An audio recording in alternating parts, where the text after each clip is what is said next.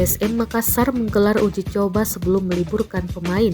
Pasukan Ramang, julukan PSM Makassar, berhasil mengalahkan tim Pekan Olahraga Provinsi atau Porprov Sulawesi Selatan 2-0 di Stadion Kalegoa, Kabupaten Goa pada Kamis 13 Oktober 2022. Uji coba ini demi persiapan kick-off kembali Liga 1 pasca tragedi Kanjuruhan Malang, Jawa Timur 1 Oktober 2022. Fans PSM Makassar, Indah Sari Basri berharap semoga keadaan menjadi kondusif dan semakin membaik untuk Liga 1.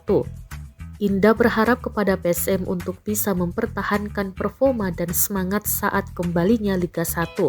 Perempuan berlatar belakang pendidikan jurusan akuntansi di Universitas Muslim Indonesia ini juga turut aktif menjadi supporter PSM. PSM Makassar saat ini meliburkan pemain hingga 2 November. Liga 1 rencananya bergulir kembali 25 November mendatang. Saat ini Laskar Pinisi, julukan lain PSM, di urutan ketiga klasemen Liga 1, tertinggal 1 poin dari Borneo FC dan Madura United. Musim ini, PSM Makassar digadang-gadang salah satu tim berkompetisi di Bursa Juara.